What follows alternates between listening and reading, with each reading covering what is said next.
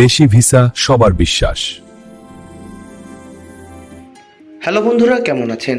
আশা করি নতুন একটি ভিডিওতে আপনারা সকলেই ভালো আছেন। হ্যাঁ বন্ধুরা, মালয়েশিয়া কলিং ভিসা নিয়ে সকলেই কিন্তু চিন্তায় আছেন। ঈদ তো শেষ, তাহলে কবে থেকে মালয়েশিয়া কলিং ভিসা শুরু হবে? আসলে কি বাংলাদেশিদের জন্য কলিং ভিসা ওপেন হয়েছে? সেই তথ্য এবং যাচাই সব কিছু আজকের ভিডিওতে করা হবে। চলুন আর দেরি না করে ভিডিওটি শুরু করা যাক।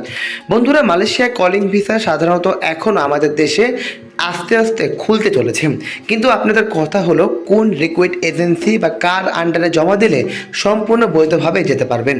বন্ধুরা, মালয়েশিয়ার পক্ষ থেকে যে 10টি শর্ত এসেছিল, সেই শর্ত সাপেক্ষ যে রিক্রুট এজেন্সিগুলো মেনে নিয়েছে, সেই রিক্রুট এজেন্সির তালিকা কিন্তু খুব শীঘ্রই প্রকাশ করতে যাচ্ছে।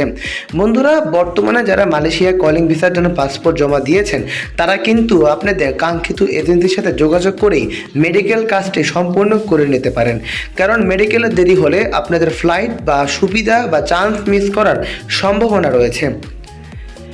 বর্তমানে মালয়েশিয়া কলিং ভিসা বাংলাদেশিদের জন্য এখনও ওপেন হয়নি, কিন্তু আমরা আশা করতে পারি জুন মাসের মাঝামাঝি দিকে কিন্তু মালয়েশিয়া কলিং ভিসা বড় আকারের ভাবেই শুরু হতে চলেছে, যাতে করে আপনারা খুব সহজভাবে বৈধভাবে খুব অল্প সময়ের ভিতরে মালয়েশিয়াতে যেতে পারবেন। বর্তমানে মালয়েশিয়াতে 5.5 লক্ষেরও বেশি শ্রমিকের চাহিদা রয়েছে। সেই চাহিদা পূরণ করার জন্য মালয়েশিয়া অবশ্যই আমাদের বাংলাদেশ থেকে শ্রমিক নিয়োগ করবে, এটা আমরা আশা করতে পারছি। বর্তমানে সাধারণত মালয়েশিয়াতে সার্ভিস সেক্টরের চাহিদা অনেকটাই বেশি, তাই তারা আশা করছে সার্ভিস সেক্টরগুলোতে বেশি করে শ্রমিক নিয়োগ করবে। বর্তমানে যারা মালয়েশিয়াতে কলিং ভিসা যাবেন, তাদের বেতন 30 থেকে 50 বা 60 হাজার টাকা পর্যন্ত হতে পারে। এতে করে বাদবাকি সুযোগ সুবিধা কিন্তু তারাই প্রদান করে থাকবে। মালয়েশিয়া একটি মুসলিম কান্ট্রি। এই দেশে গত বছর বা তার 4-5 বছর আগে প্রচুর সংখ্যক শ্রমিক নিয়োগ হয়েছিল।